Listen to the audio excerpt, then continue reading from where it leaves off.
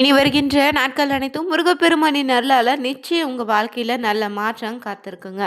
நமக்கு நடக்கக்கூடிய நல்லது கெட்டது எதுவாக இருந்தாலும் இந்த வாயில்லாத ஜீவன்களுக்கு தெரியணும் சொல்லலாம். அந்த வகையில நம்ம வீட்டு பூஜை அறையில இருக்கக்கூடிய பல்லியை வச்சு நமக்கு என்ன மாதிரியான பார்த்தீங்கன்னா அறிகுறிகள் ஏற்படுது? இந்த பல்லி நமக்கு காட்டக்கூடிய எச்சரிக்கை என்ன? மேலும் உங்க வீட்ல பார்த்தீங்கன்னா குலதெய்வம் நிலைத்திருக்க வீட்டு பூஜை அறையில எப்படி வழிபாடுகளோ பூஜை அறையை எப்படி பராமரிக்கணும்னு தெரிஞ்சுக்கணுமா? வீடியோவை கடைசி வரைக்கும் ஸ்கிப் பண்ணாம பாருங்க. மேலும் புதியவராகி இருந்தீங்கன்னா மறக்காம சேனலை சப்ஸ்கிரைப் பண்ணிட்டு கூடவே இருக்க பெல் பட்டனை கிளிக் பண்ணிக்கோங்க. தனிப்பட்ட முறையில் உங்கள் ஜாதக ரீதியாக ஏற்படக்கூடிய பிரச்சனைக்கு சரியான ஒரு பரிகாரத்திற்கோ வீடியோவில் டிஸ்கிரிப்ஷன் கீழே ஜோதிட நம்பர் கொடுத்துருக்கோம். அந்த நம்பருக்கு நீங்கள் கால் பண்ணி தெரிஞ்சுக்கலாம். வாங்க வீடியோக்குள்ளே போகலாம். வாயிலா ஜீவன்களுக்கு எப்போதுமே பார்த்தீங்கன்னா நமக்கு நடக்கக்கூடிய நல்லது கெட்டதே முன்கூட்டியே தெரிந்து கொள்ளக்கூடிய சக்தி அந்த தெய்வம் வந்து பார்த்திங்கன்னா கொடுத்துருக்கு. மனிதருக்கு கண்ணுக்கு தெரியாத விஷயம் கூட இந்த வாயிலா ஜீவன்களுக்கு தெரியும்னு சொல்லுவாங்க. அதனால தான் நாய், பூனை, பசுமாடு, பறவைகள்னே வாயிலா ஜீவன்களை வீட்டில் வளர்க்கக்கூடிய பழக்கம் நம்மக்கிட்ட இருக்குது. காலங்காலமாக வீட்டுக்கு வரக்கூடிய கஷ்டத்தை இந்த வாயிலா ஜீவங்கள் தன்னகத்தை ஏற்றுக்கொள்ளுங்க.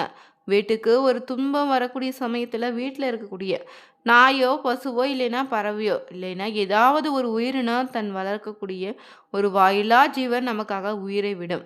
இதே நம்ம பார்த்துருக்கோம். இந்த அனுபவத்தினாலும் நம்ம பார்த்துருப்போம். இப்படி வாயிலா ஜீவன்களுக்கு நமக்கு எப்போதும் ஒரு பந்தம் இருந்துட்டு தாங்க இருக்கு. அதே போல தான் பள்ளிக்கு ஒரு பந்தம் இருக்கு.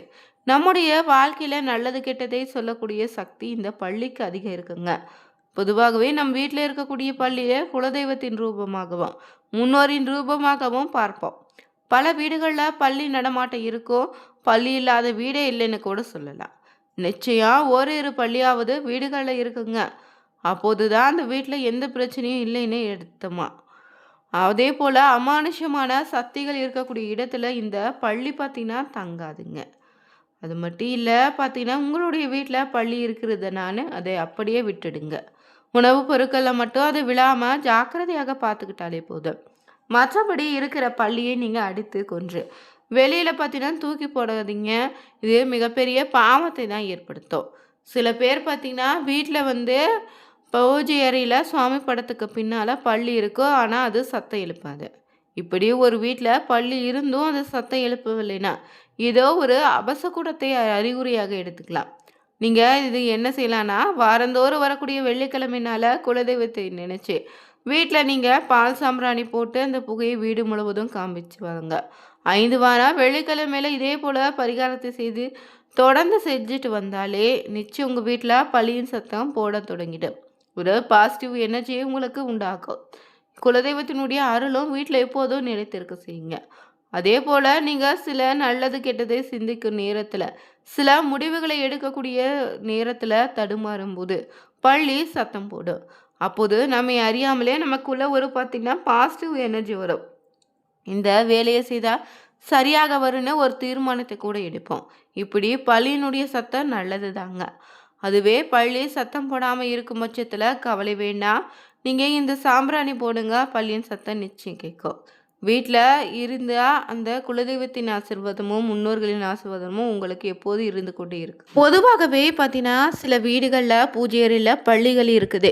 இந்த பள்ளி ஒவ்வொரு நேரத்தில் ஒவ்வொரு திசையில் இருக்கும். அப்படி இருந்தால் நல்லதா கெட்டதான குழப்பம் கூட உங்களுக்குள்ள இருக்கும். அதற்கு பதில் தான் இந்த வீடியோவில் பார்த்துட்ருக்கோம்.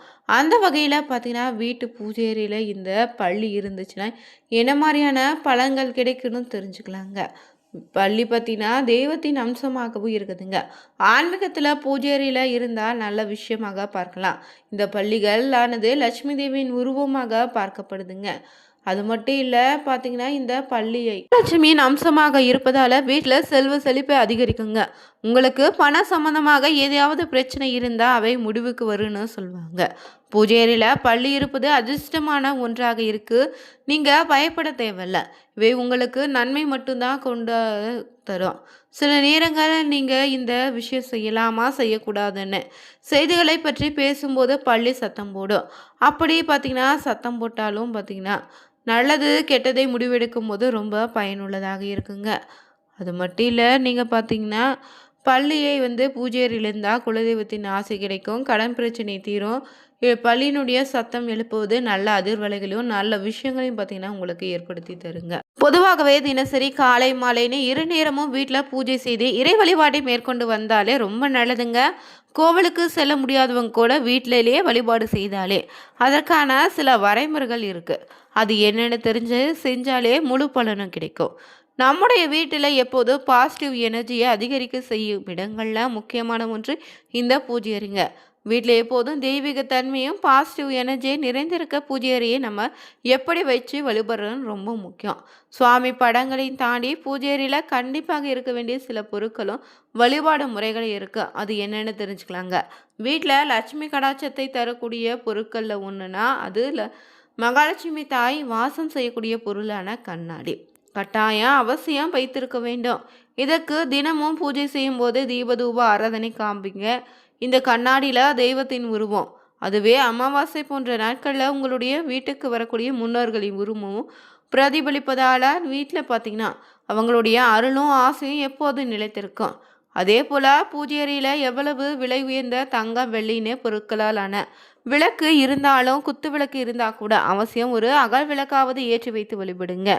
வீட்டில் இருக்கக்கூடிய தெய்வ சிலைகள் படங்களுக்கு பூஜை செய்யும்போது வெறும் விளக்கேற்றி மட்டும் வைத்து பூஜை செய்யாதீங்க. கண்டிப்பாக ஏதாவது நெய்வேத்தியம் படைத்து தான் பூஜை செய்யணும். நைவேத்தியமாக தினமும் ஒரு உணவு சமைத்து படைக்க முடியலனா கூட சிறிது கற்கண்டு வாங்கி வைத்து பூஜை செய்யுங்க. அதே போல் சுவாமி படங்களுக்கு முன்னாடி ஒரு சிறிய கிண்ணத்தில் அரிசி பருப்புன்னு மங்கள பொருட்களை நிரப்பி வைத்து பூஜை செய்தீங்கன்னா வீட்டில் பார்த்தீங்கன்னா வறுமை ஏற்படாது, உணவுக்கு பற்றாக்குறை ஏற்படாது. குறிப்பாக விநாயகரின் பாதத்தில் அருகே சிறிது அரிசி வைத்து வழிபடுவதன் மூலம் வீட்டில் பார்த்தீங்கன்னா உணவுக்கு பற்றாக்குறை வறுமை ஏற்படாமல் இருக்கும். நீங்கள் பூஜை செய்யும்போது கண்டிப்பாக இருக்க வேண்டிய மற்றொரு பொருள்னா தண்ணீர் தாங்க. தண்ணீர் இல்லாமல் ஒருபோதும் பூஜை செய்யாதீங்க. பூஜை அறையில் எப்போதும் பஞ்ச பாத்திரத்தில் காலியாக வைக்கக்கூடாது. சிறிய தண்ணீரும் அதில் 1-2 துளசி இலைகளை போட்டு வைப்பது நல்லதுங்க. அது மட்டும் இல்லைங்க, வீட்டில் நீங்கள் பூஜை செய்வதாக இருந்தீங்கன்னா முன்னாடி நாளே செவ்வாய் வெள்ளிக்கிழமை நாளுக்கு முன்னாடியே பார்த்தீங்கன்னா பூஜை அறையை சுத்தம் செய்வது நல்லது. அதே போல் பழைய உடைந்த சிலைகளையோ சேதமடைந்த சுவாமி படங்களையோ வைத்து நீங்கள் வழிபடாதுங்க. நிச்சயம் வாழ்க்கையில் தீராத கடன் தொலை, மன அமைதியே இன்மை, திருமண தடைகளால் அவதிப்படக்கூடிய நபர்கள் வீட்டில் உங்கள் வீட்டு பூஜை அறையை சரியான முறையில் வழிபட்டு வாங்க. நிச்சயம் நல்ல விதமான பலன் உண்டு. மேலும் பூஜை அறை என்பது வெறும் வழிபாட்டு தலம் மட்டும் இல்லைங்க, இது ஒரு வீட்டின் ஆன்மீக இதயமாக இருக்குது. வீட்டு பூஜை அறையில் பார்த்திங்கன்னா வைக்கக்கூடிய ஒவ்வொரு படத்துக்கு ஒரு ஆற்றல் இருக்குது. தெய்வ படங்கள் தான் வெறும் காகிதங்கள் அல்ல, பிரபஞ்ச சக்தியை ஈர்க்கக்கூடிய கருவியாகவும் சரியான திசையில் நம்ம அமர்ந்து வழிபடும் போது நம்ம உடலில் உள்ள சக்கரங்கள் தூண்டப்பட்டு மன தெளிவு உண்டாக்குது. முன்னோர்கள் வகுத்த இந்த வழிபாட்டு முறையை நீங்கள் பின்பற்றினாலே போதும். உங்கள் வீட்டு பூஜை அறையை சரியான முறையில் அமைக்க கீழே உள்ள பார்த்தீங்கன்னா சொல்லக்கூடிய விஷயங்களை ஃபாலோ பண்ணிங்கனாலே போதுங்க. எந்த ஒரு செயலையும் தொடங்கும் முன்னாடி முதற்கடவுளான விநாயகரை முதல்ல வழிபடுங்க. உங்கள் வம்சத்தை காக்கும். அதே போல் குலதெய்வத்தின் படம் கண்டிப்பாக பூஜை அறையில் இருக்கணும். மகாலட்சுமி, சரஸ்வதி, துர்கை அம்மனுடைய படங்களும் இருக்குங்க. பெரு தேவியர் படங்கள் செல்வத்தையும் அறிவையும் தருன்னு சொல்லுவாங்க. நெய் இல்லைன்னா நல்லெண்ணெய் தீபம் ஏற்றி வழிபடுங்க. அதே போல் விளக்கு ஏற்றும் போது கிழக்கு இல்லைன்னா வடக்கு நோக்கி அமர்ந்து வழிபட வேண்டும். நெய்வேத்தியமாக தினமும் புதிய மலர்களும் கற்கண்டும் இல்லைன்னா பழங்களை நெய்வேத்தியமாக படைத்து வழிபடுங்க. பூஜை அறையில் உடைந்த சிலைகளையோ கிழிந்த படங்களையோ ஒருபோதும் வைத்திருக்க கூடாது. அதே போல் மறைந்த முன்னோர்களின் படங்களை பூஜை அறையில் தெய்வ படங்களோடு கலந்து வைத்து தனியாக பார்த்தீங்கன்னா வழிபடாதீங்க. தெற்கு திசையில் வைப்பதே தனியாக சிறப்புங்க. பித்ரு தோஷங்கள் நீங்கி குடும்பத்திற்கு மகிழ்ச்சி நிலவ வழிவகுக்கும். அது மட்டும் இல்லை, பூஜை அறையில் அமர்ந்து பின்வரும் மந்திரங்களை துதித்து வழிபட்டால் சிறப்பான பலன் உண்டு.